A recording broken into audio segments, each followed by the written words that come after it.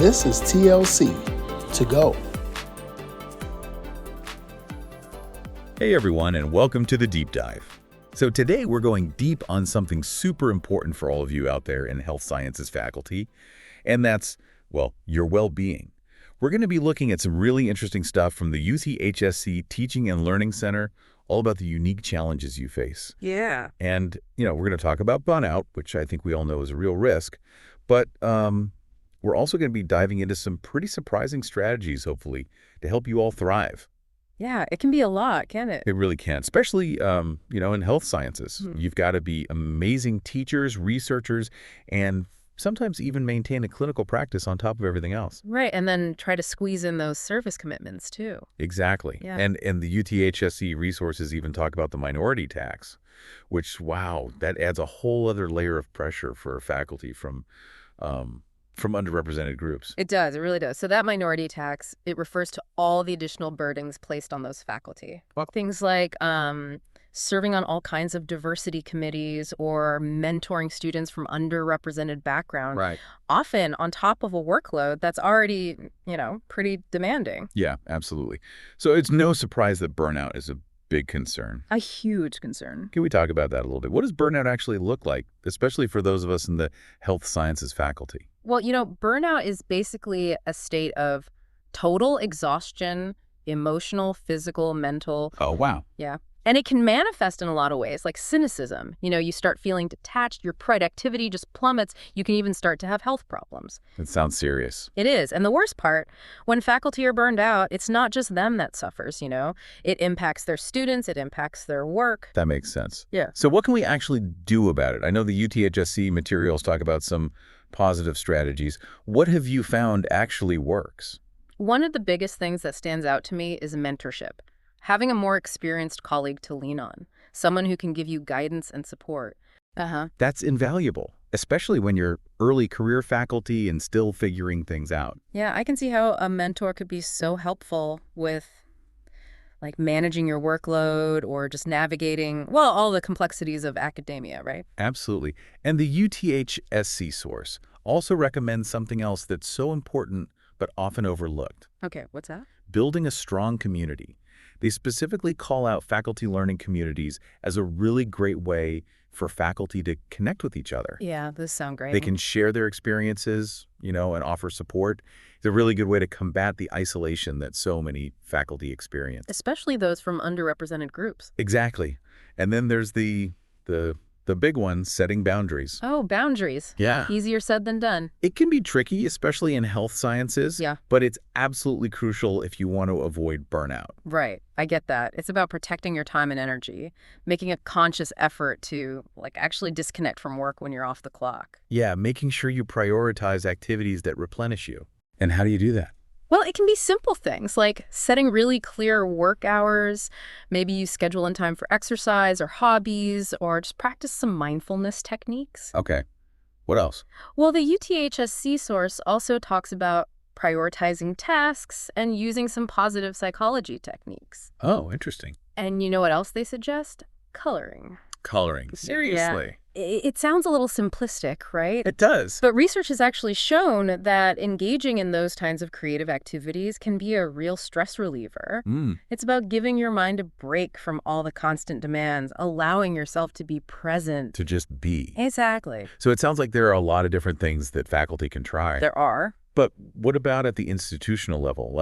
Can institutions actually do anything to make the environment more supportive, Absolutely. I mean, one of the studies that UTHSC mentions is by Kennedy and colleagues, and they suggest a few key actions that institutions can make. Oh, okay. Like what? Well, like creating strong support systems for both faculty and staff. Right. And establishing formal mentoring programs. Right. Yeah, that makes sense. Offering flexible work arrangements, too. All those are really important.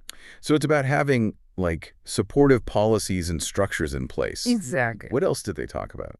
Well, they also emphasized the need for efficient meetings. Oh, please. Right. Who doesn't hate those long, unproductive meetings? Exactly. Making meetings more focused and productive can free up so much faculty time. And reduce stress. Exactly. They also talk about managing communication tools effectively. Oh, gosh, yeah. I mean, we're all drowning in emails and notifications and messages. I know, it's like you're always on call. It is. And institutions can help by setting clear expectations, like around email response times, Yeah. encouraging people to use the right communication channels for different messages, Oh, that'd be great. and even just promoting like digital detox periods Love that. where faculty can actually disconnect and recharge. Yeah, that's so important. So it sounds like creating this culture of well-being, it's a multifaceted approach. It really is. It's not just on the faculty, it's the institutions too. It takes both. Absolutely. The UTHSC resources also really emphasize that you have to know your own limitations Yeah. and to seek professional help when you need it. They even mentioned the Employee Assistance Program, right? Yeah, that's a really valuable resource. I mean, it's so important to remember, it's okay to not be okay. Right. Seeking help isn't a weakness. It's a sign of strength. Absolutely. It shows you're self-aware. Yeah. And, UTHSC's Employee Assistance Program offers all sorts of confidential counseling and support. That's good to know. I also wanted to mention some other resources before we wrap up this first part of our deep dive. The UTHSC materials talk about this recharging in real-time webinar. Have you heard of that? Oh, yeah. That was by Dr. Mukta Panda and Dr. Bindia Baga. That's right. It was back in 2021, but it's still so relevant. They offer some really practical strategies for managing stress, promoting well-being, even with a super busy academic career in health sciences. It's amazing how much good stuff is out there. There's also that 2-part podcast series called How Do You Feel? With Dr. Jesse Gold, also from the UTHSC College of Medicine, right? Yeah, that's right. It's part of the TLC's Teach Well, Learn Well podcast. Let's check that out. You should. It's great. It came out fairly recently, actually. When was that? Part 1 was in October 2024, and Part 2 was the next month, November 2024. Oh, okay. So in this first part of our deep dive, we've looked at the challenges that you face as health sciences faculty, the risks of burnout, and, some really important strategies for taking care of yourself. Some key strategies. We've also seen that institutions have a huge role to play in creating this culture of well-being. But there's still so much more to explore. There is.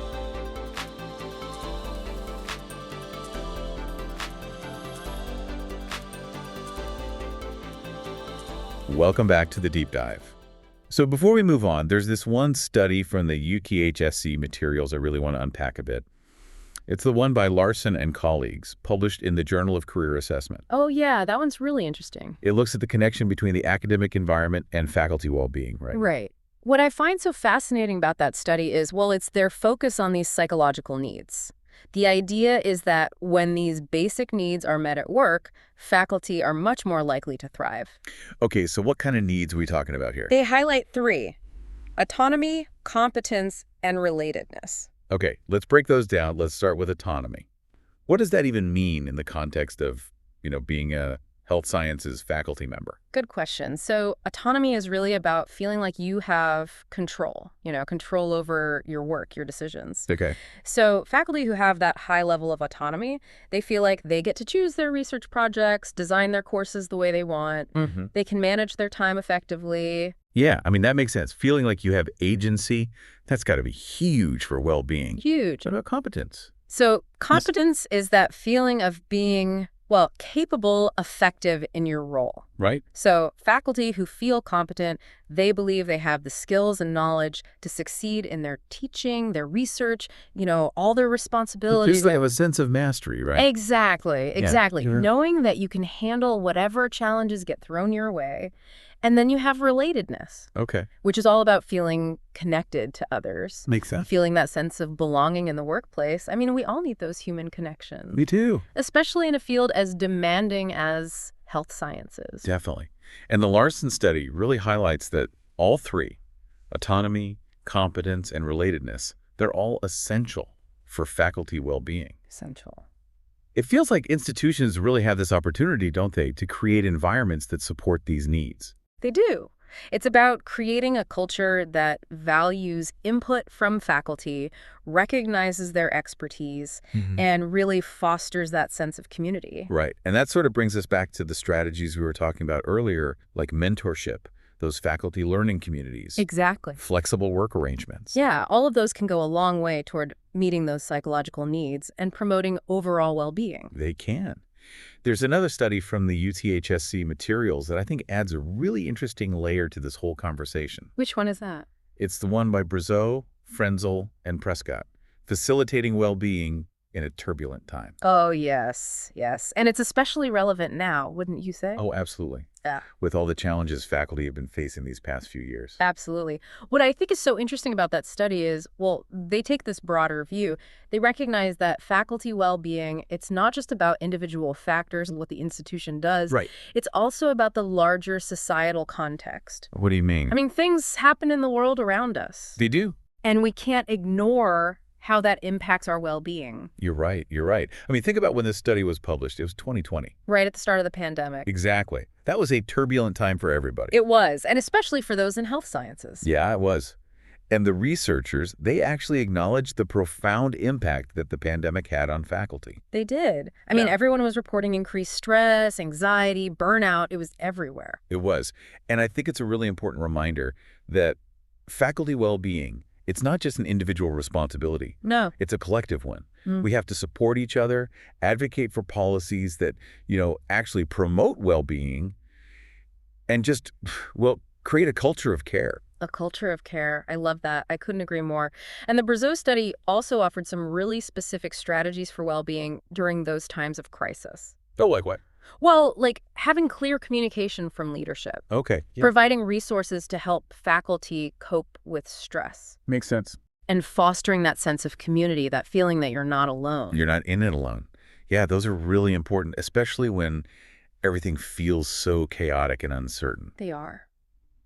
But I do wonder, how do we make sure that these efforts to support faculty well-being, how do we make them sustainable? The million-dollar question. Because, I mean, it's one thing to rally around these initiatives during a crisis, but how do we keep that momentum going? Right. I think it comes down to making faculty well-being a core value of the institution, not Yeah. just something you do temporarily. Like a fad. Exactly. It's got to be embedded in everything you do, woven into the culture. So we're talking about more than just having these policies written down somewhere. Way more. It's about creating an actual lived experience where faculty feel supported, they feel valued. Absolutely. So you need policies that support work-life balance, that promote mental health, that foster a culture of respect and, just collegiality. It takes work. It does. And you have to keep assessing, evaluating. You need data, feedback. You have to be willing to adapt to meet the changing needs of the faculty. It's a journey. It is. It really is.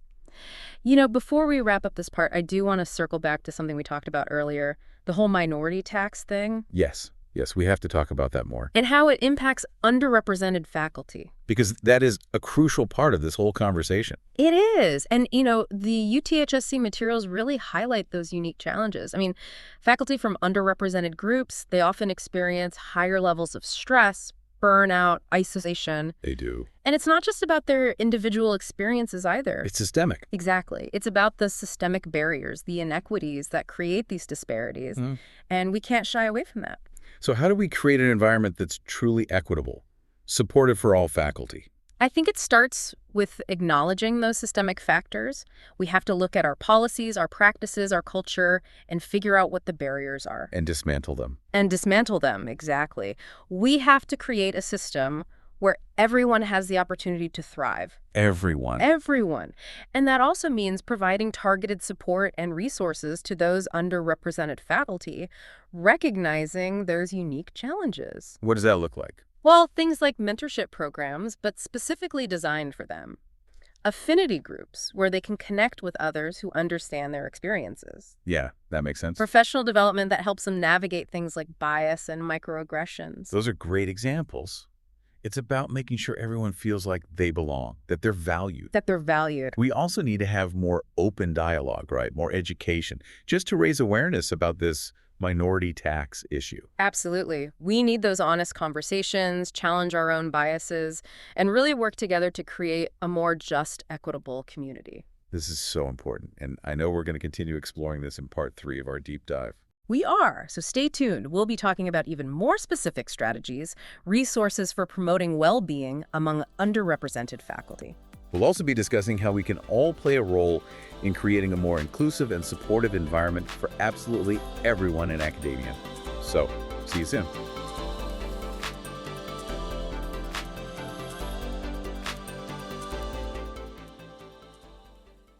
And we're back for the final part of our deep dive into faculty well-being. It's been a great conversation so far. It has. We've talked about a lot, from individual strategies to those big institutional changes that can really make a difference. Exactly. And now, well, we want to focus on you. What can you do as health sciences faculty to actually prioritize your own well-being?